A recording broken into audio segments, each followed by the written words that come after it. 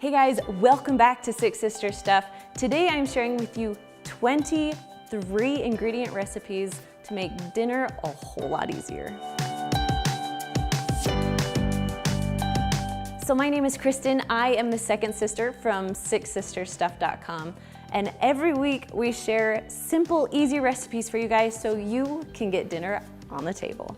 Now these last few months have been really interesting. We have been getting so many comments of stories from you guys. Stories that, horrible things have happened. People have lost jobs, there's been fires, there's been all kinds of things. And so you guys have asked us to find some simpler recipes that don't take a lot of ingredients to help you out a little bit more during this rough time. So this last month, I have been doing a few recipes a week, filming them for you, that are just 3 ingredients or less. Some actually are 4 ingredients, but you get the gist of it. We're trying to use the littlest amount of ingredients as possible so it won't cost you a ton of money, and so you can easily get dinner on the table for your family. That's our main goal as sisters. So I know this video is a little bit different, but I hope you enjoy it and I hope that it's helpful for you. So if you guys are ready, let's get cooking.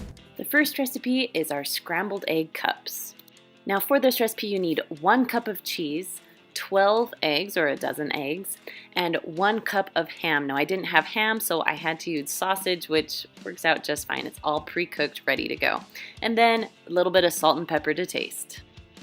Now you're going to crack all 12 eggs into the bowl, whisk them all together. Then you're going to add a little bit of salt and a little bit of pepper on top, and then go ahead and add your ham or your sausage, mix it up a little bit, and you're ready to go. Now I'm using a 1/4 measuring cup to just dump it right into a mini muffin pan. Next, go ahead and just sprinkle your favorite cheese on top. Preheat your oven to 350 degrees. Put the muffin tin right into it. You're going to cook this for about 20 minutes. When it's all done, they'll be a little bit poofy, which I like that word, poofy. Then you can just pull them out and cut them up, and they are ready to go for breakfast. So here's what you need. You need 2 tablespoons of normal yogurt. Then I like to add sweetened condensed milk, so I'm adding 14 ounces of sweetened condensed milk. You don't have to add this. You can just do yogurt and milk if you want, but it gives it a little more flavor. Then we're using Fairlife whole extra filtered milk. The extra filtered is very important, and this is a 1/2 gallon. Then you need an Instant Pot that has a yogurt function. And that's it. That's all you need for this recipe. So first I'm going to pour a little bit of milk in, maybe about a 1/2 cup of milk, and then I'm going to put my sweetened condensed milk right on top of it. Now you want to get a whisk and you want to mix this in really well. It's really thick, so the better you whisk, the better it will be. So once it's all mixed in, it's time to add the rest of your milk. So go ahead and just pour it all in. Next you're going to add 2 tablespoons of just normal yogurt. It's the plain kind. It's not vanilla, it's no flavors, just the plain yogurt, and 2 tablespoons. All right, those are all your ingredients. Now it's just time to whisk it all together. Now you want to make sure you get the yogurt chunks because you don't want big chunks in your yogurt while it cooks. You want it completely smooth. Now you can put your Instant Pot lid on it, take the sealing lid off, or I just put a plate on top of my Instant Pot. So now you're going to push the yogurt button. You want to make sure that when you push the yogurt button, you want normal. You don't want less, you don't want more, you just want normal pressure. You want this to cook for the 8 hours. So if the 8 hours shows up on your Instant Pot, you are correct. Then it will actually start counting up instead of counting down when using the yogurt function.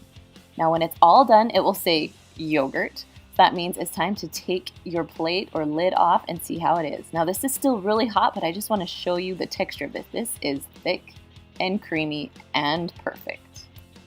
So I'm going to put a paper towel on top and then just any type of lid or saran wrap or anything like that so it can store in your fridge. Now I stored mine overnight, and in the morning I woke up, I actually had to flip my lid so it would fit in the fridge, but took off my paper towel so it can get all of the moisture, and it is perfectly cold, delicious yogurt. Now right now this yogurt is really, really thick, but the more that you play with it and stir it around, It will break up the proteins and it will be able to be a lot more smooth. Today I'm just serving mine with a little bit of granola and a few blueberries on top. I like to use the fresh blueberries, but if I run out, then I like to use frozen. Our next 3-ingredient main dish is Dr. Pepper pulled pork. You need 12 ounces of Dr. Pepper, a jar of your favorite barbecue sauce, and a 3-pound pork roast. And just a little salt and pepper to taste. Go ahead and put your roast in the bottom of an Instant Pot. You're going to add a little bit of salt and pepper on top just to give it a little bit of flavoring. Then on top of that, you're going to add 12 ounces of Dr. Pepper. I'm kind of just eyeballing it because you don't have to get it exact. You just need somewhere around a can or 12 ounces.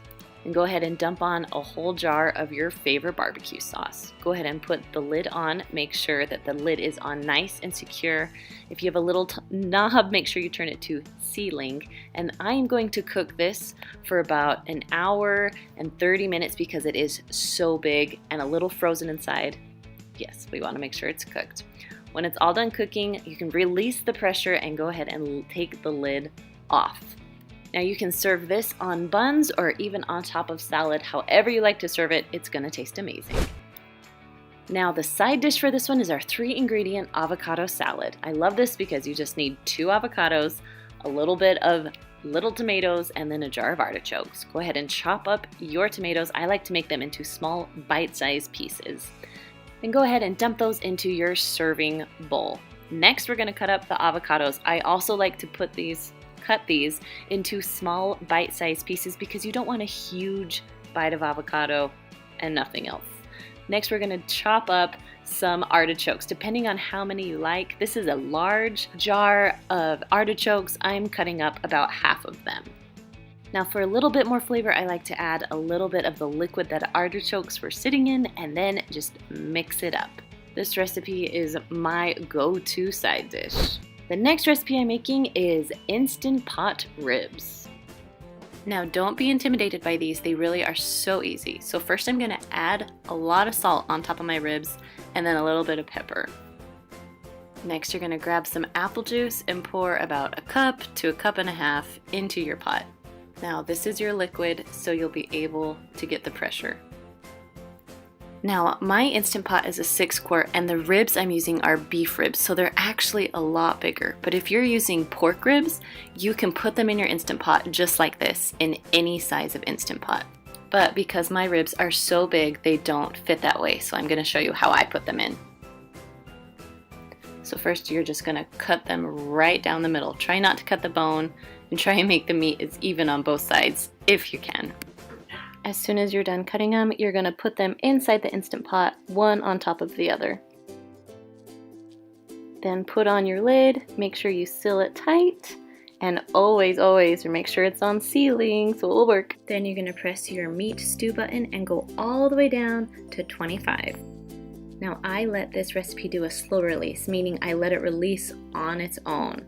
So now I'm just going to check, yep, there's no pressure, so I'm going to open it up. And the smell of these things are amazing. So I'm going to take some tongs, pull them out, and put them on a lined cookie sheet. I lined it with foil, so my cleanup is going to be a breeze. Before your Instant Pot is done cooking, go ahead and preheat your oven to broil. So it'll be about 550 degrees or broil.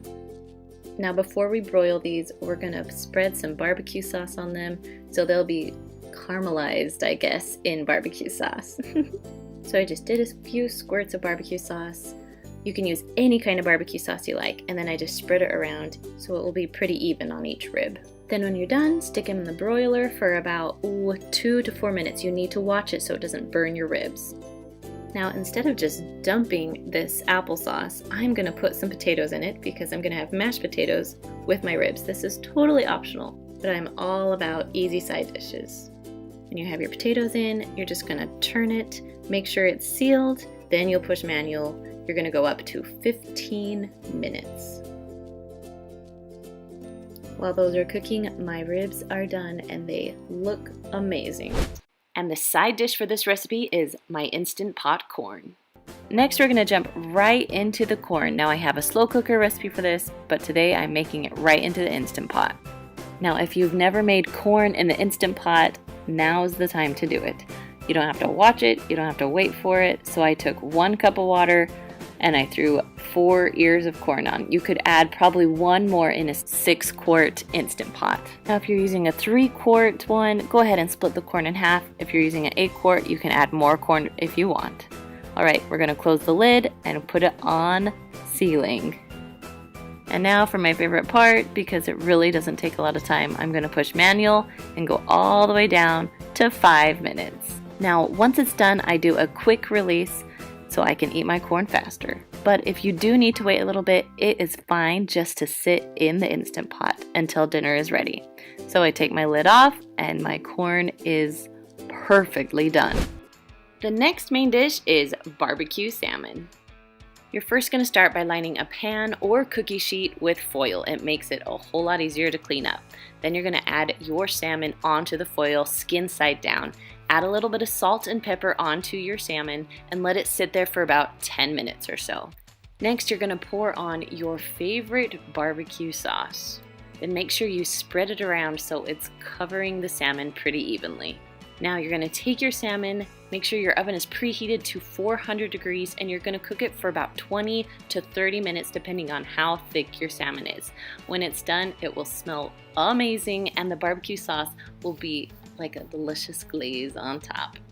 Now just a quick note, I would suggest getting fresh salmon from the deli, not frozen. Frozen just does not taste very good. I'll just be honest with you. Now the side dish to go along with the salmon is our honey roasted carrots. You're gonna need some olive oil, carrots, obviously, a little bit of salt and pepper, and some honey. Now I love to use these bagged carrots because I usually mix everything in this bag, but my 3-year-old got to it first and got a little whole, so now I'm gonna mix it all together in a Ziploc bag for you. Next, you're gonna pour about 3 tablespoons of olive oil onto your carrots. Go ahead and zip up the bag with a little bit of air, but not a ton of air, and you're going to mix that olive oil around so it will cover every single carrot. Then go ahead and dump your carrots onto a cookie sheet. Now I usually like to take that same bag and kind of just spread them around. You don't want carrots on top of each other when they cook. Next, you're going to add about a teaspoon or so of salt, just spreading it all along the carrots evenly. You're going to do the same with pepper. If you don't love pepper, you don't have to add it, but I love pepper with these carrots. Next, you're going to drizzle about 3 tablespoons or so of honey right on to your carrots. You just want to make sure every carrot gets a little bit of honey. When you're done, you're going to go ahead and bake those at 400 degrees for about 20 to 25 minutes or until your carrots are the texture that you like them. I like them very cooked, so I go about 30 minutes every time. Now I like to add just a little bit more honey on top right before I serve them just to get that little added sweetness. It's my favorite. Now make sure you serve these nice and hot because they are so good that way. Now the next main dish is our easy club chicken. So you're gonna need a box of club crackers, about a half a cup of butter, a little package of zesty Italian seasoning, and then of course, chicken. You're first gonna take your butter and microwave it in a microwave safe dish until it's completely melted. While that's melting, go ahead and crush up your crackers into little tiny crumbs. You will want about a cup and a half of those. Next, we're going to add our Italian seasoning dressing packet right on top of the crumbs. And just mix those all together until it's well combined. So now that the butter is melted, you're gonna put your chicken into the butter, kind of, make sure the butter is all around the chicken, and then put the chicken into, of course, the seasoning, the crumbs and the Italian seasoning. Make sure it's all covered, ready to go, and then you can place that right onto the cookie sheet. Then you're just going to continue those steps until all of the chicken is gone and you've used all of the breadcrumbs and the butter. If you need a little bit more butter, go ahead and melt some more. All right, now it's time to cook. You're going to preheat your oven to 375 degrees. We're going to cook it for about 45 minutes to an hour, depending on how thick your chicken breasts are. Now, halfway through, you can flip those over. It's totally up to you. And there you have it, easy club chicken. Now to go with this recipe is our 3-ingredient Parmesan rolls. For this recipe you need 12 frozen dinner rolls, a half a cup of butter, I like salted butter, and then 1 cup of Parmesan cheese. Now I microwaved my butter in a microwave safe bowl and we're going to dip the frozen roll, it's totally frozen, into the butter. Mix it around a little bit, then you're gonna go straight into the Parmesan. Mix it. If you need to press Parmesan onto it, you can. Then you're going to put it into a 9x13 pan that has been sprayed with non-stick cooking spray. Now you're just going to continue this step until all 12 rolls are onto your pan. Now these rolls need to rise, so we're going to cover them with saran wrap and put them in a warm place. I like to put them kind of in the sun or just a spot where it's going to be warm so they will rise a little faster. Now once they are doubled in size, go ahead and put them in the oven. You're going to cook them at 350 degrees for about 15 minutes or until they are golden brown on top. I like to serve this with just a little bit of butter, and it's the perfect side dish. Now the next main dish is our 3-ingredient chicken tacos. So you just need a taco seasoning packet, a frozen package of chicken, and then also your favorite salsa. I'm gonna cook it in my Instant Pot today, so we're going to put the chicken into the bottom of the Instant Pot. Now these are tenderloin, so they're a little bit smaller. You can use chicken breasts if you want to. I'm putting about 6 or 7 in there because we have to feed a family of 6. Now on top of the chicken, you're gonna add your taco seasoning packet. Just dump it right on top. And then you're gonna pour on your salsa. I'm using the whole jar of salsa just because I like it that way. Now because it is the Instant Pot, I'm gonna add a little bit, about 1/4 cup of water, so it will pressurize. Next, go ahead and put your lid on the Instant Pot. Make sure that little knob is turned to sealing, not venting. Then go ahead and push the manual or pressure cook button, depending on what you have. And because they're pretty small, I'm just gonna cook this for 20 minutes with my frozen chicken. Now, when it's all done cooking, I turned my little knob to venting and let out all the pressure so the lid will come off nice and easy. Now I pulled out my chicken just to shred it up just a little bit easier. You can leave it in the Instant Pot and shred it from there, but yeah, whatever works for you. Then all you do is put it on some tortillas or salad, add your favorite toppings. I'm gonna add just a little bit of cheese on top. Then I'm just gonna roll it up and serve it nice and hot. The side dish to go with this recipe is our cauliflower Spanish rice. So all you need is a jar of your favorite salsa, some ground chicken or turkey, depending on what you like, and then also some riced cauliflower. I like to get the frozen kind.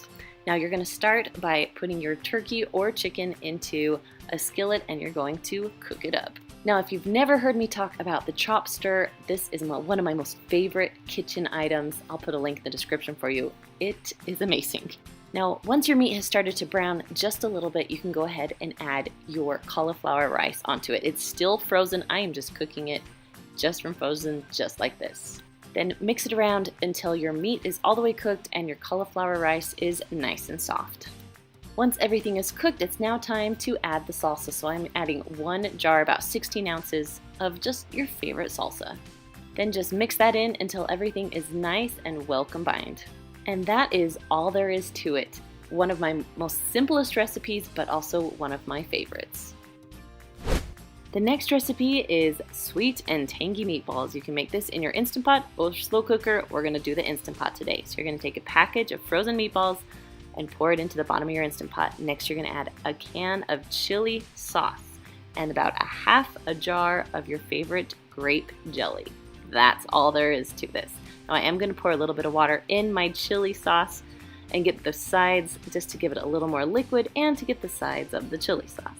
Go ahead and put your lid on, make sure the little knob is turned to sealing. Then you're gonna push the pressure cook button and meatballs only cook for 7 minutes. Once it beeps, you can just walk away. Now once it's done, you can turn the knob or press the knob to venting so you can release your lid safely once all the pressure is out. Now my husband loves to eat these over rice, but my kids love to eat them just with a toothpick. Now the side dish to this recipe is Parmesan corn. For this recipe, you need a package of ranch dressing, 1/2 cup of Parmesan, shredded Parmesan, 2 tablespoons of butter, and then 3 cups of either frozen corn or fresh corn. Now to make my life a little easier, I am using frozen corn today, so I'm just gonna add 3 cups into a microwave-safe bowl. Now my packaging said to add a little bit of water and microwave it for about 5 minutes until the corn is cooked through. So do what the package tells you to do. Next, you're gonna add your 2 tablespoons of butter. Now, if you have a little bit of water left over, go ahead and dump that out before you mix in your butter. Now once your butter is melted, we're gonna let it sit for a few minutes just to cool down. Then we're gonna add 1 tablespoon of your ranch dressing and then add the Parmesan. Now if it's really, really hot, your Parmesan's gonna stick together, so that's why it's important to let your corn cool just a little bit before you start mixing in all the rest of the ingredients. I'm telling you, once you have this corn, you won't go back to just plain corn ever again. Now our next main dish is our avocado chicken salad. Now I use some bakery rolls, a little bit of salt and pepper, avocados, and then a rotisserie chicken. First, you're going to slice your avocados into cubes or small pieces just to make it easier to blend it up. So small pieces is a must when you're making this. Then you're gonna add a little bit of salt and a little bit of pepper. You can kind of taste test, see how you like it. You can always add more later if you need more. Next, I'm just gonna smash all the avocados up with a fork. You can use a blender if you want, but I feel like I waste some on the side, so I am using a fork today. Next, you're gonna take your rotisserie chicken, whether you cut it or tear it up, it doesn't matter. You just want bite-sized pieces and you're putting them into the bowl. Once you have about a cup to a cup and a half of chicken, go ahead and mix your chicken and avocados together. Now, the thing that makes this recipe even more amazing is serving it on delicious bakery buns. This is one of my most favorite go-to recipes when I have not a lot of food in the kitchen. This is what we make. Now the side dish to this recipe is baked zucchini fries. So for this recipe you need some small crumbled Parmesan cheese, 2 eggs, 3 zucchinis, and then some Italian panko breadcrumbs. Now you want to cut up your zucchini so they're about the size of normal fries. Now if you have foil, you want to line a cookie sheet with foil. It will make your cleanup so much better. So now I need 2 containers for my mixture. So I'm using cake pans. We're gonna put 2 eggs in one, mix it up really good. And in the other pan, we're gonna add about a half a cup of the panko crumbs and then about a 1/4 a cup of the Parmesan. Then just mix that up until it's well combined. Now it's time to put it all together. So I have my zucchini all cut up, ready to go. So you're gonna take a few pieces, I did a few pieces at one time, and just kind of mix them around in the egg mixture. Then you're just gonna put it right over into the crumbs, panko crumbs, breadcrumbs, yeah, that's what it's called. The panko and Parmesan, and then just put it right onto your cookie sheet. Then just do the same thing with all of the zucchini. And when you are all done, it is time to bake. So we are going to preheat the oven to 425 degrees. We are going to cook these for about 10 to 12 minutes until they are nice and baked. After the 10 to 12 minutes, go ahead and open it up. You're going to flip over the fries as carefully as possible, not to burn yourself, please. And then you're going to close the oven and we're going to cook them for about another 10 to 12 minutes. Then when they are all the way done, just pull them out. They should be nice and browned and they're kind of crispy, just like fries. Your kids won't even know that these are zucchini. The next recipe is our man-catching chicken, which is so funny, but you're gonna need some chicken. You're gonna need 3/4 cup of maple syrup, a half cup of Dijon mustard, and about a tablespoon of red wine vinegar. Now you're gonna make the sauce first, so you want about half a cup of Dijon mustard. I highly suggest Dijon and not just plain yellow mustard. It just gives it a better taste. The next ingredient is maple syrup. So you're gonna use 3/4 cup of maple syrup and just put it right on top of your mustard. Then you just need about 1 tablespoon of your red wine vinegar. Whisk that all together until it's well combined, and then we are ready to put it on the chicken. I took a 9x13 pan and just lined up my chicken. Then I just poured on my delicious mixture. Go ahead and preheat your oven to 425 degrees. Now because my chicken is thick, I'm gonna cook about 15 minutes, then flip it over and cook another 15 minutes. If you have thick chicken, I would cook it for 20 minutes and then flip it for another 20 minutes. Now once your chicken is all the way done, go ahead and pull it out. Now after I plate the chicken, I also like to pour a little bit of the sauce on top. Now the perfect side dish for this recipe is Instant Pot green beans. All right, next recipe, we're going to make some beans. So I have 2 tablespoons of butter, 1 cup of water, 1 pound of green beans, and then on top of the green beans, I'm gonna add just a little bit, like a teaspoon of garlic.